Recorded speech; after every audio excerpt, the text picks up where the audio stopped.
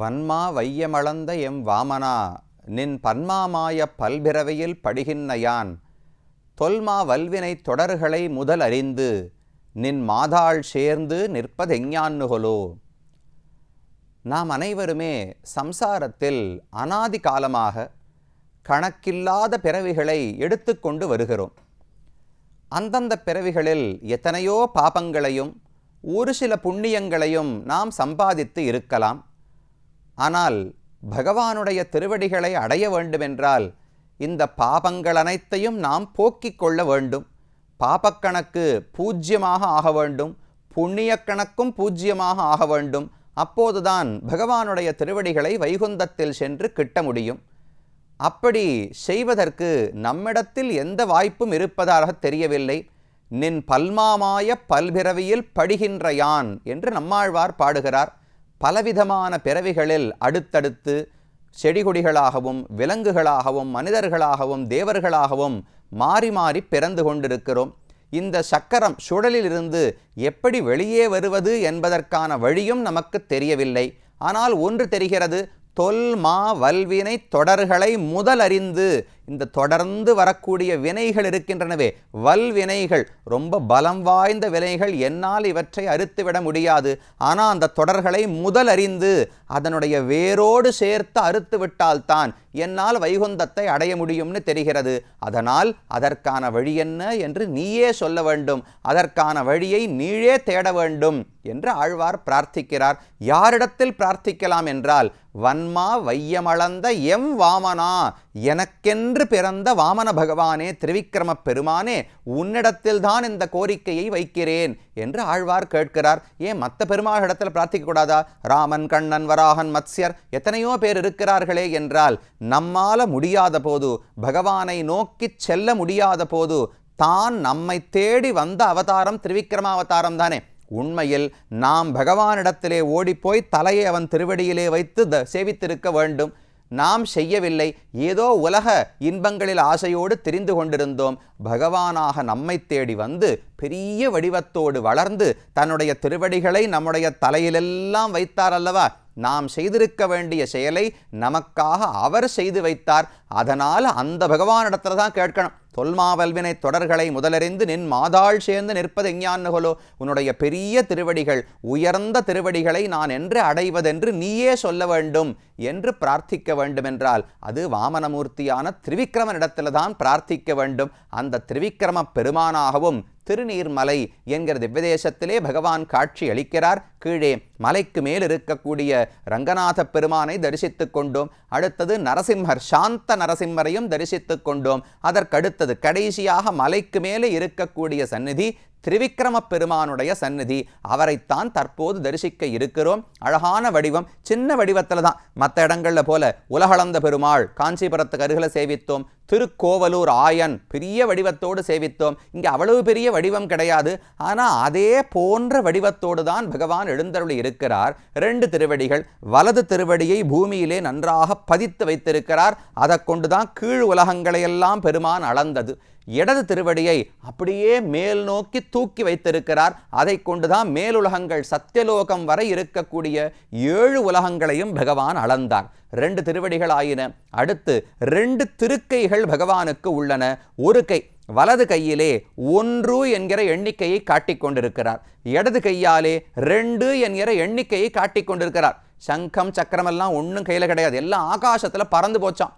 ஆழியழ சங்கும் வில்லுமெழ திசை வாழியழ தண்டும் வாழுமெழ என்று ஆழ்வார் பாடுகிறார். பகவான் திரிவிக்ரமாவதாரம் பண்ண போது அவர் வளர்ந்தது போல அவருடைய ஆயுதங்கள் எல்லாம் ஆகாசத்துல வேகமா பறந்து போச்சான். ஆழி, சங்கம், தண்டு, வாழ் எல்லா பஞ்சாயுதங்களும் ஆகாசத்திலே பறந்து சென்றன. அப்ப கையில் ஆயுதம் கிடையாது. ஒரு கையில 1ன்னு வச்சுருக்கார், இன்னொரு கையில 2 என்று பிடித்து கொண்டிருக்கிறார். என்ன அர்த்தம்? 1 2னா எதை சொல்றார்னால், மகாபலியை பார்த்து பகவான் கேட்கிறாராம், மகாபலியே நீ எனக்கு 3 அடி மண் கொடுக்கிறேன் என்று தானம் கொடுத்தாய். ஆனா இப்ப பாரு, 2 அடிகளுக்கான இடம் கிடைச்சிருத்து. கீழ் உலகங்களை எல்லாம் ஒரு திருவடியால் அளந்தேன், மேல் உலகங்களை எல்லாம் மற்றொரு திருவடியால் அளந்தேன். 2 திருவடிகளுக்கான நிலத்தை கொடுத்து விட்டாய். இன்னும் ஒரு திருவடியை எங்கே வைப்பது? மிச்சம் நிலமே இல்லையே, நீதான் கொடுக்க வேண்டும், ஒன்னும் தருகவெனா என்று திருமங்கையாழ்வார் பாடுகிறார் அல்லவா. இன்னும் ஒரு அடிக்கான இடத்தை எங்கிருந்து கொடுக்க போகிறாய்? உங்கிட்ட நீ மகாபலி வைத்திருந்தது 3 உலகங்கள், பூஹு புவஹா சுவஹா, 3 உலகங்களைத்தான் கைப்பற்றி வைத்திருந்தார். பகவானோ 14 லோகங்களையும் 2 அடிகளால் அளந்து விட்டார். மிச்சம் ஒரு திருவடிக்கு இடம் எது என்று கேட்டுக்கொண்டிருக்கும் வடிவத்தில் இங்கு இருக்கிறார். இதே போலத்தான் உலகளந்த பெருமாள், காஞ்சிபுரத்துக்கு பக்கத்தில் திரு ஊரகத்தில் சேவித்தோமே, உலகளந்த பெருமாள் அங்கு இருக்கிறவர் ஒரு காலை கீழே வைத்துக்கொண்டு ஒரு காலை அப்படி ஒரு 90 டிகிரிஸுக்கு மேலே ஒரு 100-120 டிகிரிஸ் வரைக்கும் திருவடிகளை தூக்கி கொண்டிருந்தார். இந்த பெருமானை பார்த்தோம்னா 180 டிகிரிஸ், ஒரு திருவடி கீழே இருக்கும், ஒரு திருவடி அப்படியே மேல் லோகத்தை போய் தொடும்படிக்கு இருக்கும். அந்த வடிவத்தோடு திருவிக்கிரம பெருமான் காட்சி அளிக்கிறார். அவருக்கு ஒரு அழகான உற்சவமூர்த்தி, அவர் சின்னவராக இருக்கார். மூலவர் தான் திருவிக்கிரமன். உற்சவர் அவ்வளோ பெருசு இருந்தால் எங்கே அவர் புறப்பாடு பண்ணுறது, உற்சவம் பண்ணுறது? சின்ன வடிவத்தில் அபயஹஸ்தம், மற்றொரு கையில் வரதஹஸ்தம் திருவடியை காட்டிக் கொண்டிருக்கிறார். ஸ்ரீதேவி பூதேவி நாச்சிமார்களோடு அந்த உற்சவமூர்த்தியும் சேவித்துக் கொள்ளுகிறோம். இப்படி மலைக்கு மேலே 3 பேர், முதல்ல ரங்கநாத பெருமாள், அடுத்தது சாந்த நரசிம்மர், திருவிக்கிரமன் என்று 3 பெருமாள்களை சேவித்துக் கொண்டோம். இந்த 3 பேருக்கும் ஒரு ஒத்துமை உண்டு. யோசிச்சு பாருங்க, பகவான் அவதாரம் செய்யும் போது மத்ஸ்யாவதாரம் ஒரு நல்ல பாண்டிய தேசத்து ராஜாவுக்கு அருள் செய்வதற்காக, கூர்மாவதாரம் தேவர்களுக்கு அமிர்த மதனம் செய்து கொடுப்பதற்காக, அதுக்கு மேலே வராகாவதாரம் தன் மனைவியான பூமி பிராட்டி இடந்தெடுப்பதற்காக, எல்லாம் நல்லவர்களுக்காகத்தானே அவதாரம். ராமாவதாரம் பண்ணது விபீஷணனுக்காக, இல்லை மற்ற பக்தர்கள் சுக்ரீவனுக்காகன்னு சொல்லலாம். சில அவதாரங்களில் மட்டும்தான் நல்லவர்களை விட்டு அரக்கர்கள் அசுரர்களுக்கெல்லாம் பகவான் அனுகிரகம் செய்திருக்கிறார். இந்த 3 பேரும் அதை போலத்தான். நரசிம்ம பெருமான் பிறந்ததே அசுரகுல குமாரனான பிரஹ்லாதனுக்காக. திருவரங்கநாதன் அனுகிரகித்தது விபீஷணனுக்காகத்தானே திருவரங்கநாதன் சயனித்துக் கொண்டிருக்கிறார். அப்ப ராட்சசனுக்கு அனுகிரகம். திருவிக்கிரம பெருமாள் வந்ததும் மகாபலிக்கு அனுகிரகம் பண்ணாரோ இல்லையா, அவனுக்கு பெரிய வரங்களை எல்லாம் கொடுத்து அடுத்த பிறவியில் நீயே இந்திரனாக பிறப்பாய் என்று வரம் கொடுத்தார். அப்ப மகாபலி என்கிற அசுரனுக்கு அனுகிரகம் பண்ணவர் திருவிக்கிரம பெருமாள், பிரஹ்லாதன் என்கிற அசுர குழந்தைக்கு அனுகிரகம் பண்ணவர் நரசிம்மர், ராட்சசன் விபீஷணனுக்கு அனுகிரகம் பண்ணவர் திருவரங்கநாதன். இந்த 3 பேரும் தான் மலைக்கு மேலே எழுந்தருளி இருக்கிறார்கள். அப்ப அசுரனாக பிறந்தாலும் சரி, அரக்கனாக பிறந்தாலும் சரி, என்ன பிறவியாக இருக்கட்டும், உள்ளத்தில் நல்லெண்ணம் இருந்தால், சத்துவகுணம் இருந்தால், அன்பு பக்தி இருந்ததென்றால் அவர்கள் என்னை வந்து அடையலாம், என் அருளை பெறலாம் என்பது இந்த 3 பெருமாள்களுக்கும் ஒரு பொதுவான தன்மை அல்லவா. அந்த தன்மையை மனதில் கொண்டு இப்போ மெதுவாக இறங்கி வருவோம். வேகமாக ஏறி போயிட்டோம், இறங்கும்போது பத்திரமா இறங்கணும். மனசில் வேற 3 பெருமாளுடைய எண்ணம் இருக்கே, அந்த திருவிட வடிவங்களை மனதில் வைத்துக்கொண்டே இறங்கி வந்தோம் என்றால் கீழே அழகான சந்நிதி. இந்த மலையிலிருந்து இறங்கின உடனே நேர எதிர்த்தாப்பில் கோவில் இருக்கிறது. கோவிலுக்குள்ளே சென்றோம் என்றால் துவஜஸ்தம்பம் இருக்கணுமோ இல்லையோ, துவஜஸ்தம்பத்துக்கு நேர் எதிர்த்தாப்பில் நீர்வண்ண பெருமாளுடைய சந்நிதி இருக்கணுமோ இல்லையோ? கிடையாது. நீர்வண்ண பெருமாளும் அவருடைய துவஜஸ்தம்பமும் கோபுரவாசலுக்கு நேரே இல்லை, வலதுபுறத்திலே தள்ளி இருக்கிறார்கள். ஏன் சுவாமி இப்படி கட்டினா? கோபுரவாசலுக்கு நேரத்தானே துவஜஸ்தம்பம் பெருமானுடைய சன்னதி இருக்கணும்னால் இந்த ஊரில் ஸ்தல புராணம் என்ன? வால்மீகிக்கு ராமனாக பகவான் இந்த ஊரில் காட்சி கொடுத்தான் அல்லவா. இன்றைக்கும் கோபுரவாசலுக்கு நேர் எதிர்த்தாற் போல இருக்கக்கூடியது ராமனுடைய சன்னதி.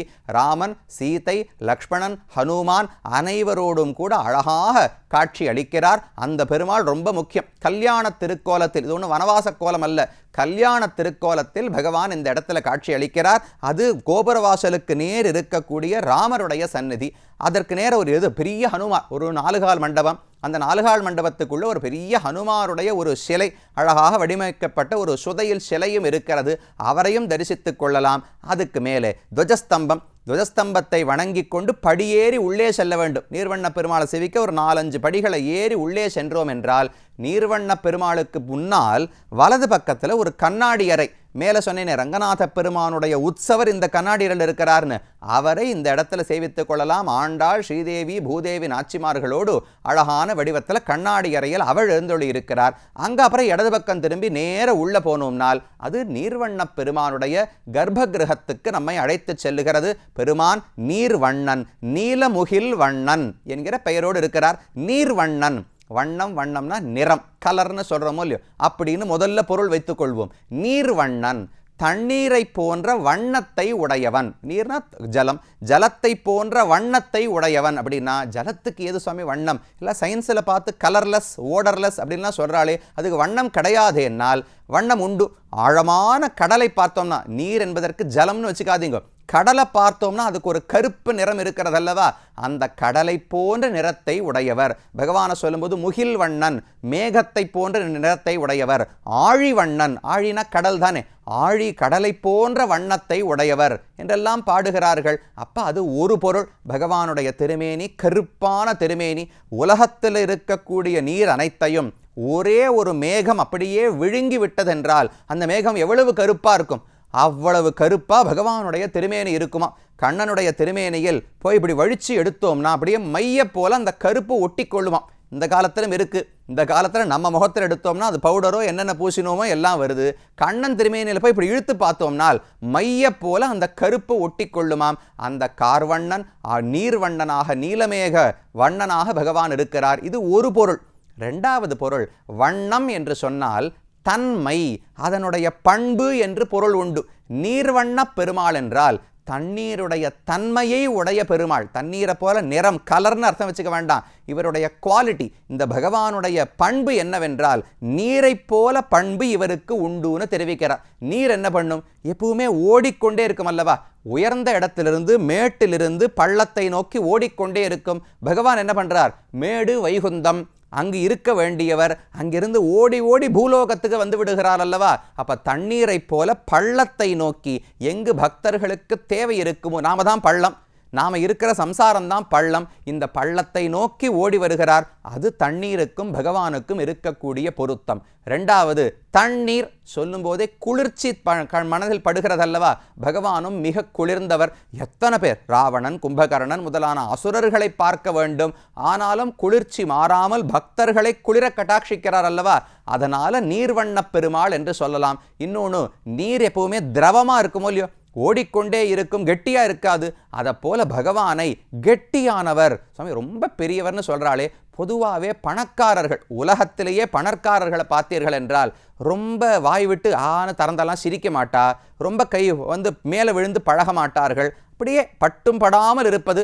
ஏதோ பெரிய ஒரு ஜோக் சொன்னோம், ரொம்ப பெரிய ஏதான ஒரு சிரிப்பதற்கான நிகழ்ச்சி ஏற்பட்டாலும் இப்படி சின்னதாக ஒரு முறுவல், லேசாக இந்த ஓரத்தில் ஒரு வளைவு மட்டும் தெரியும், அவ்வளவுதான் சிரிப்பாளாம். அவ்வளவு பெரியவர்களோ இல்லையோ வெளிப்படையாக சிரித்து பேசி எதுவும் பண்ண மாட்டார்கள். ஒருவேளை பகவான் ஸ்ரீமன் நாராயணனும் உலகத்துக்கே நாதன் என்றால் அப்போ ரொம்ப பெரியவராக இருப்பாரோ, நம்ம இடத்துல பழக மாட்டாரோன்னு தோணும். ஆனால் கிட்டக்க போனா சுவாமி இவர் என்ன ஜலத்தை போல உருகி உருகி பழகிறாரே. நீர்வண்ணன்னு சொன்னால் நம்மை பார்த்தவுடன் அவர் உருகி விடுகிறார். நாம் அவரை பார்த்து உருகுவது அப்புறம் இருக்கட்டும், அவர் நம்மை பார்த்து உருகுகிறபடியாலே நீர்வண்ண பெருமாள் என்று சொல்லப்படுகிறார். இதெல்லாம் இந்த பெருமானுடைய பெயர்க்கான காரணங்கள். உள்ள பெருமானை சேவிக்க போனோம் என்றால் நின்ற திருக்கோலத்தில் இங்கு இருக்கார். நரசிம்மர் அமர்ந்த திருக்கோலம், திரிவிக்ரமன் நடந்த திருக்கோலம், மேல ரங்கநாதன் சயனித்த திருக்கோலம். இந்த இடத்திலே நின்ற திருக்கோலத்திலே இருக்கிறார். அதாவது பெருமான் கிழக்கு நோக்கி நின்ற திருக்கோலத்தில் ஒரு கையாலே அபயஹஸ்தம், மற்றொரு கீழே இடுப்புக்கு கீழே கட்டிஹஸ்தமாக பிடித்து கொண்டிருக்கிறார். மேல் திருக்கைகளில் சங்க சக்கரங்களை பிடித்திருக்கிறார். இது மூலவர் தனியாக, பக்கத்தில் தாயார் கிடையாது, பெருமாள் தனியாக இருக்கிறார். அவருடைய உற்சவமூர்த்தி அதே போல அபயஹஸ்தம், கட்டிஹஸ்தம், சங்க சக்கரங்கள், ஸ்ரீதேவி பூதேவி நாச்சிமார்கள் அனைவரோடும் அந்த இடத்திலே காட்சி அளிக்கிறார். இது 4வது சந்நிதி. இந்த சந்நிதிக்கு அருகிலேதான் தாயாருடைய சன்னதி இருக்கிறது.